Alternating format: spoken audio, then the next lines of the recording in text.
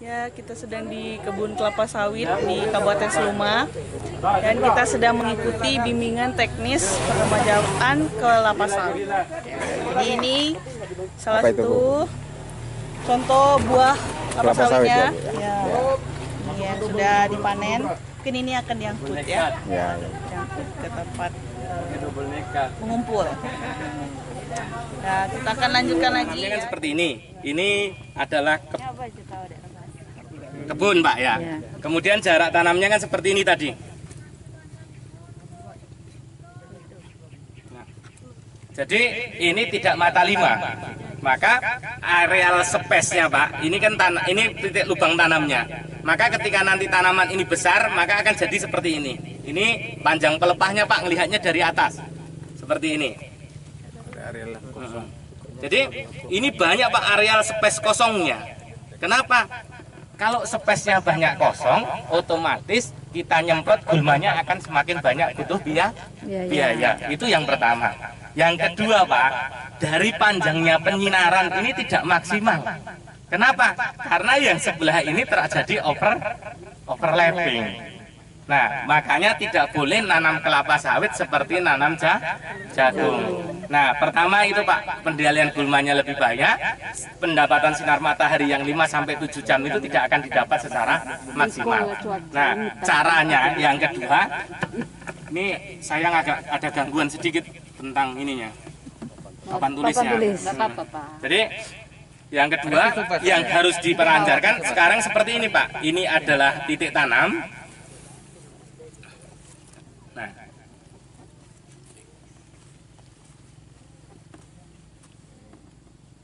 hapus saja itu. Yang mana? Yang baru kamu tulis. Yang mana? Yang lama. Baru ditulis. Jadi ini, Pak, ini jalan. Nah, ini adalah tanaman. Maka yang betulnya seperti ini. Kenapa? Begitu dia ini sudah besar, maka akan saling beririsan seperti ini.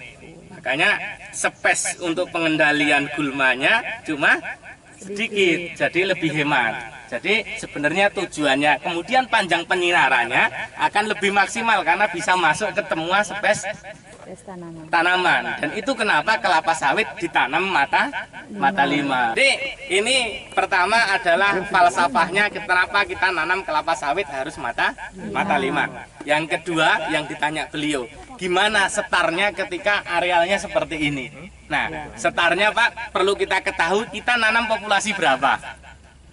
143 atau 136. Oke. Kalau 143 berarti kita bagaimana cara menghitungnya?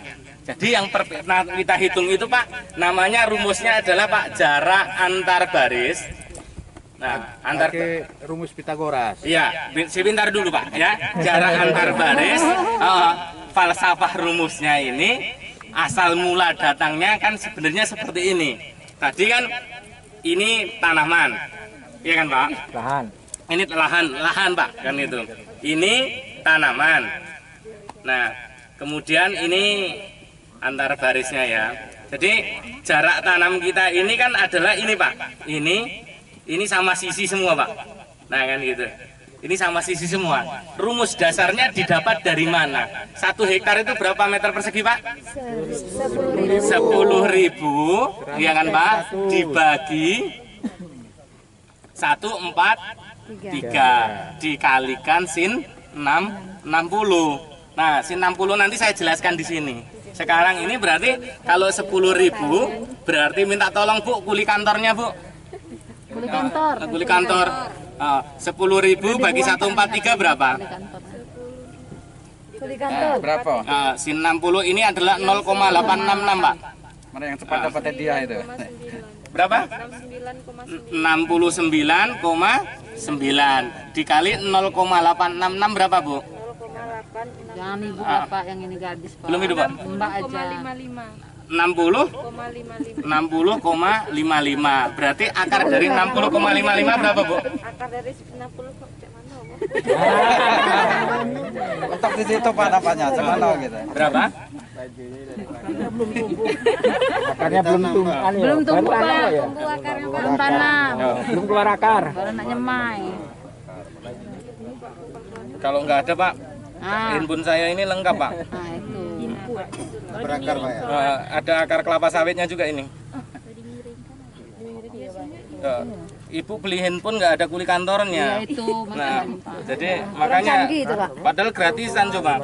Jadi 60,55 akarnya adalah 7,78. Jadi ini adalah jarak antar baris. Kalau jarak antar pohon itu adalah rumusnya jarak antar baris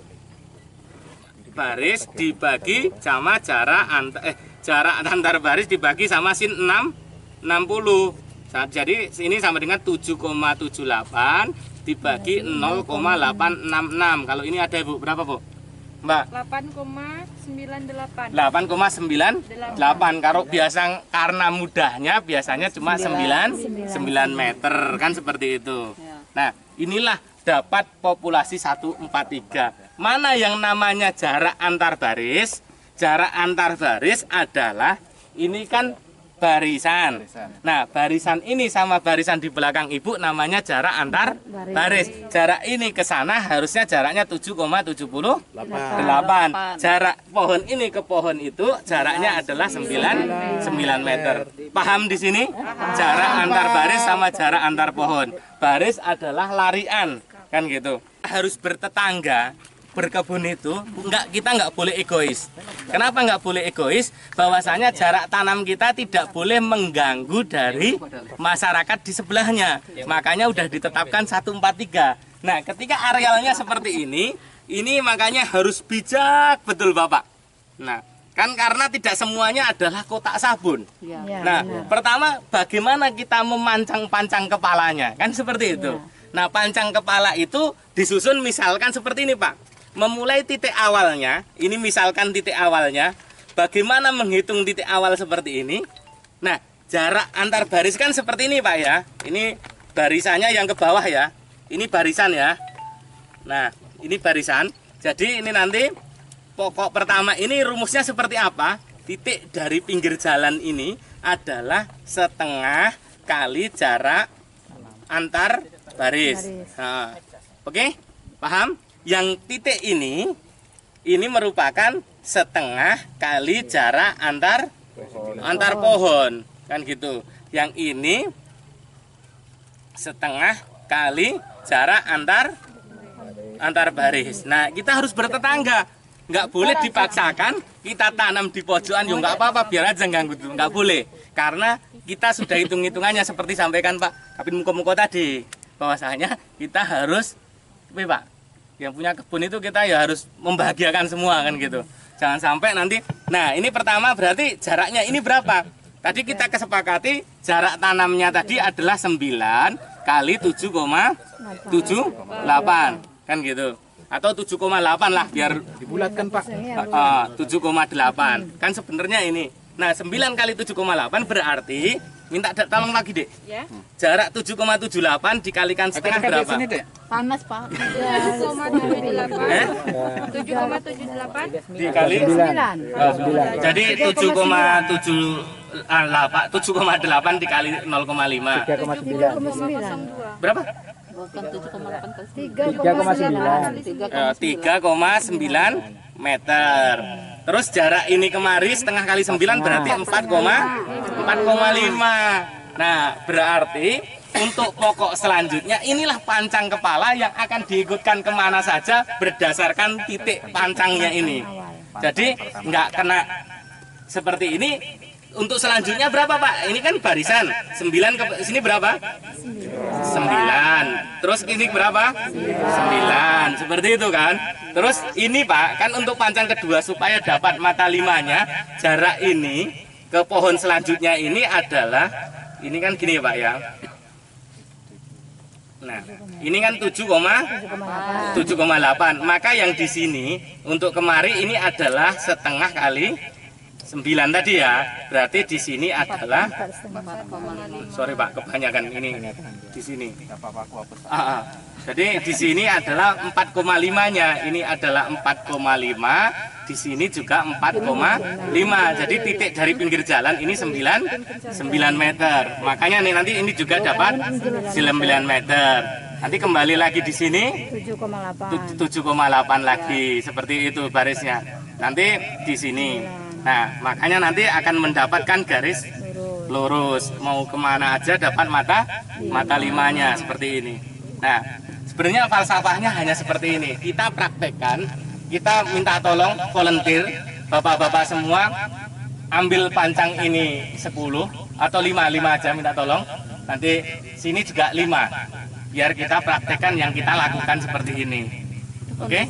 Nah, sepokoknya pancang kepala ngitungannya cuma sederhana, setengah dari jarak antar barisnya dan setengah dari jarak antar pohonnya. Karena itu nanti akan didapatkan populasinya juga plus 143. Kan seperti itu. Ya gini Pak, tanya. Ini kan itu contoh apabila lahan itu ada sampingnya ada tanaman. Nah, sampingnya kayak seperti itu sudah ada tanaman. Kalau nanti seperti itu, kadang-kadang pas dia di sini, ikut di sini nggak nyampe 9 meter tadi. Itu gimana caranya? Maksudnya Pak, tanduran itu? Nah, itu kan tanduran sudah ada. Yang punya tetangga?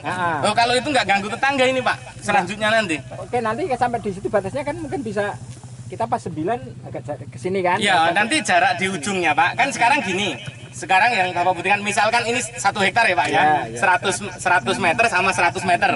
Nah, pertama kan adalah 4,5 meter ya Pak ya, ditambah dengan 7,8, ditambah 7,8, terus sampai 7. Nah, coba Bapak jumlahkan, coba Dek. Ya. Duduk aja Kak. 4,5 tambah 7,8. 4,5 tambah 7,8. Terus 12,3 tambah 7,8. Tambah 7,8. Tambah 7,8. Tambah 7,8. Tambah 7,8. Tambah 7,48. Tambah 7,8. Tambah 7,8. Tambah 7,8. Tambah 7,8 berapa? 90,3. Tambah 7,8. 98,1. 98,1 Pak. Jadi masih ada space sekitar 1,9 meter dari pinggir batas tetangga Pak. Sampai 2 meter. Seperti itu. Nah, sama juga nanti di seperti sebelah sininya Pak. Ya kan gini, orang sebelah itu kan pakai mata 4. Kita kan mata 5. Iya. Nah, itu nanti bisa tumburan nggak gitu? Ya, enggak Pak. Tanamannya. Ya gini Pak, sebenarnya ya pasti akan tumburan jarak terdekatnya bisa dapat seperti itu. Karena kita setupnya kan sudah ada. Maksudnya sudah ada tanaman itu sebelumnya. Tetapi yang namanya kita bertetangga, seyogyanya kita bisa narikkan jaraknya itu menjadi minimal ya 2 atau 3 meter. Nanti karena akan pelepahnya itu kan panjangnya 6 meter Pak. Setidaknya 3 meter itu nggak mengganggu tetangganya. Seperti itu. Antara tetangga. Pengertian antara tetangga. Iya Pak, makanya. Jadi tonggo Pak. Diselesaikan secara adat. Diselesaikan secara adat. Nah, pinjam meterannya yang tadi Pak. Meteran.